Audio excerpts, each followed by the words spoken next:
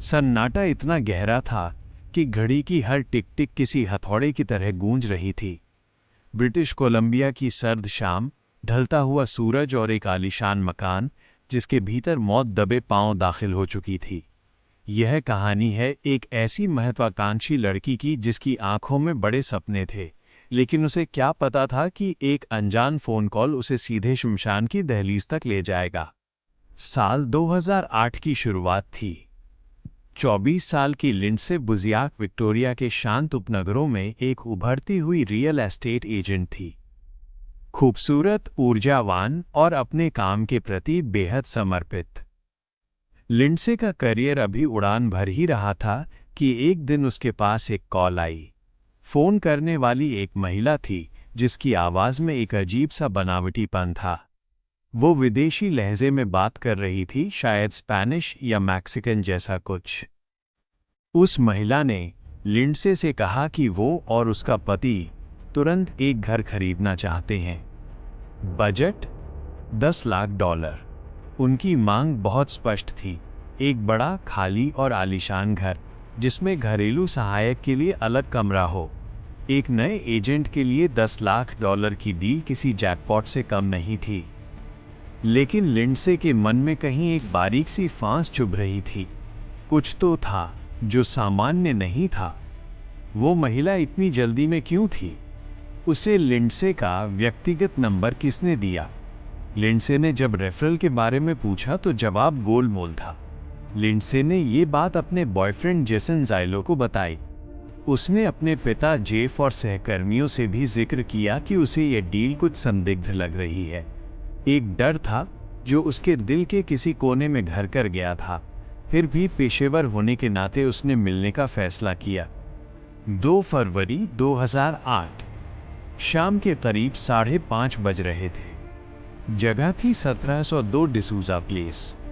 ये एक नया और पूरी तरह खाली घर था जो अभी अभी बाजार में आया था। लिंडसे वहां पहुंची। कुछ ही देर में वो अनजान जोड़ा भी वहां आ गया। वे पैदल आए थे, आसपास कोई गाड़ी नहीं दिखी। लिंडसे ने मुस्कुराकर उनका स्वागत किया और उन्हें घर के भीतर ले गई। दरवाज़ा बंद हुआ और उसी के साथ शुरू हुआ वो खौफनाक मंजर जिसकी कल्पना तक किसी ने नहीं की थी। जैसे ही वे घर के ऊपरी हिस्से में पहुंचे, अचानक लिंडसे पर हमला हुआ। कोई चेतावनी नहीं, कोई बहस नहीं, सिर्फ अंधाधुंध वार। चाकू से किए गए हमलों की तीव्रता इतनी अधिक थी कि लिंडसे को संभलने का मौका तक नहीं मिला। उसके सीने और पेट पर कई वार किए गए। चौंकाने वाली बात यह थी कि लिंडसे के शरीर पर डिफेंसिव वाउंड यानी खुद को बचाने की कोशिश के कोई निशान नहीं थे। इसका मतलब साफ था, हमला पीछे से या इतनी तेजी से हुआ था कि वो हाथ तक नहीं उठा पाई। ठीक उसी समय लिंडसे की जेब में रखे फोन से गलती से एक नंबर डायल हो गया। वो उसके एक दोस्त का नंबर था। दूसरी तरफ एक वॉइस मेल रिकॉर्ड हो रहा था, मफल्ड आवाजें, शायद संघर्ष का शोर और फिर खामोशी। वो शायद लिंडसे की जिंदगी के आखिरी लम्हे थे जो उस डिजिटल रिकॉर्डिंग में कैद हो गए। इधर लिंडसे का बॉयफ्रेंड जेसन, जिसे लिंडसे के डर का अंदाजा था, अपने एक दोस्त कोहेन के साथ वहां पहुंच गया। वे कुछ मिनट ही देर से पहुंचे थे। घर के बाहर से सब शांत लग रहा था। जेसन ने अंदर झांकने की कोशिश की। घर का दरवाजा बंद था। जब वे किसी तरह अंदर दाखिल हुए तो उनके पैरों तले जमीन खिसक गई। सीढ़ियों के पास खून बिखरा था और लिंडसे बेजान पड़ी थी। जेसन ने बदहवास होकर उसे बचाने की कोशिश की, सीपीआर दिया, लेकिन सब बेकार था। लिंडसे की मौत मौके पर ही हो चुकी थी। पुलिस जब वहां पहुंची तो उन्हें एक ऐसी क्राइम सीन मिली जिसने अनुभवी जांचकर्ताओं के भी होश उड़ा दिए। ये कोई साधारण हत्या नहीं थी। हत्यारे इतने मंझे हुए थे कि उन्होंने पीछे एक भी सुराग नहीं छोड़ा। न कोई फिंगरप्रिंट, न कोई बाल, न ही हत्या में इस्तेमाल किया गया हथियार। उन्होंने एक बर्नर फोन यानी एक ऐसा सिम कार्ड इस्तेमाल किया था जिसे सिर्फ इस काम के लिए खरीदा गया और फिर हमेशा के लिए बंद कर दिया गया। जांच आगे बढ़ी तो चश्मदीदों के आधार पर उस जोड़े का विवरण सामने आया। महिला गोरी थी, उम्र लगभग 30 साल, छोटे सुनहरे बाल और उसने एक बहुत ही खास पैटर्न वाली ड्रेस पहनी थी। पुरुष लंबा था और उसके बाल गहरे रंग के थे। लेकिन वे कौन थे और वे हवा में कैसे गायब हो गए? पुलिस के सामने कई थ्योरी आईं। पहली सुई लिंडसे के बॉयफ्रेंड जेसन और उसकी मां शर्ली ज़ाइलो पर घूमी। ज़ाइलो परिवार इलाके का एक प्रभावशाली और अमीर रियल एस्टेट परिवार था। क्या ये किसी व्यावसायिक रंजिश का नतीजा था? क्या घर के भीतर ही कोई दुश्मन छिपा था? लेकिन घंटों की पूछताछ और सबूतों के अभाव में पुलिस ने उन्हें क्लीन चिट दे दी। फिर एक और थ्योरी सामने आई, कैलगरी ड्रग रैकेट। क्या लिंडसे ने अनजाने में कुछ ऐसा देख लिया था जो उसे नहीं देखना चाहिए था? क्या किसी बड़े गिरोह ने उसे रास्ते से हटाने के लिए इन किराए के कातिलों को भेजा था?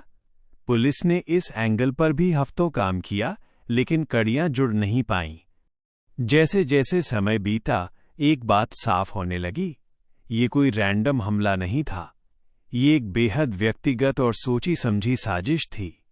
हत्यारे उस घर की बनावट से वाकिफ थे। उन्हें लिंडसे की गतिविधियों का पता था। पुलिस का मानना है कि हत्या को अंजाम देने वाला वो जोड़ा पेशेवर था, जिन्हें किसी ऐसे व्यक्ति ने काम पर रखा था जो लिंडसे के बहुत करीब था।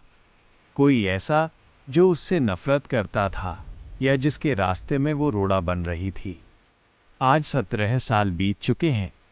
1702 डिसूजा प्लेस का वो घर अब भी खड़ा है, लेकिन उसकी दीवारों में लिंडसे की आखिरी चीखें दफन हैं।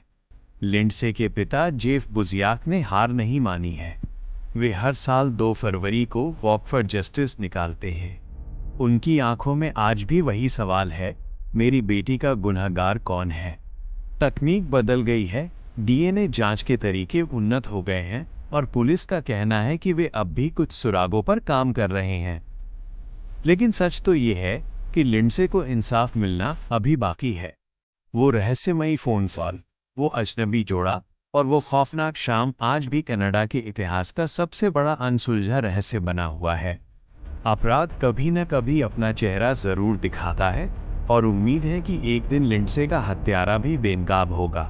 तब तक ये कहानी हमें याद दिलाती रहेगी कि कभी कभी सबसे बड़े खतरे हमारे सबसे करीब होते हैं और एक अनजान मुस्कान के पीछे मौत का साया भी छिपा हो सकता है। अलविदा।